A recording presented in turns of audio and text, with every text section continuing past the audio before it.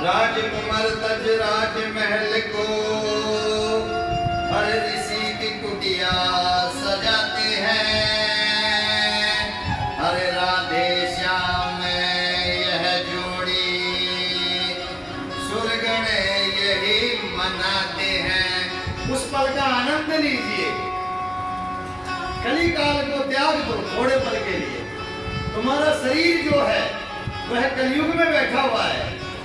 इस शरीर को यही त्याग कर उस पल जिस पल स्वयं भगवान श्री रामचंद्र जी और लक्ष्मण जी सब कुछ त्याग कर अपने गुरुदेव की सेवा हेतु कुटिया की दिनचर्या प्रारंभ करते हैं, राज आभूषण त्याग देते हैं और एक दो वस्त्र के अधीन संपूर्ण भगवा वस्त्र में श्री राम जी और श्री लक्ष्मण जी का जो रूप है वह देखने ही लायक है, सब कष्टों को खत्म करने लायक है। इस अपने शरीर को यहीं पर एक चित विराम देकर उस पल का अनुभव करो जिस पल में श्री रामचंद्र जी लक्ष्मण जी अपने गुरु की सेवा कर रहे हैं और कुटिया का लेपन कर रहे हैं और हवन कुंड की संविदा हेतु जंगल में विचरित करते करते मूल कंद आदि अर्जित कर रहे हैं। कितना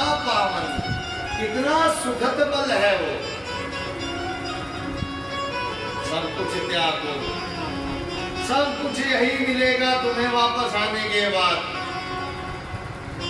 थोड़ी देर के लिए चित्त, थोड़ी देर के लिए चित्त इस चित्त में इस रामायण को सम्मिलित करो।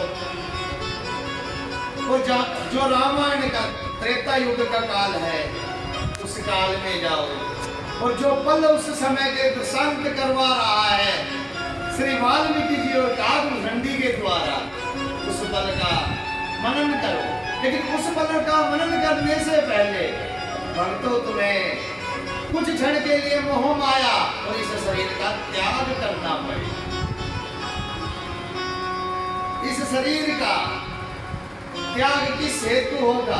क्योंकि जब परिवार की मोह माया को त्याग कर जो इस काल में जो कार्य तुम कर रहे हो वह कार्य तुम्हें जब घर पे जाओगे तो वहीं के वहीं मिलेंगे। लेकिन इस कथा का मनन और इसका जो अमृत है एक बार अगर हाथ से निकल गया दोबारा नहीं मिलेगा।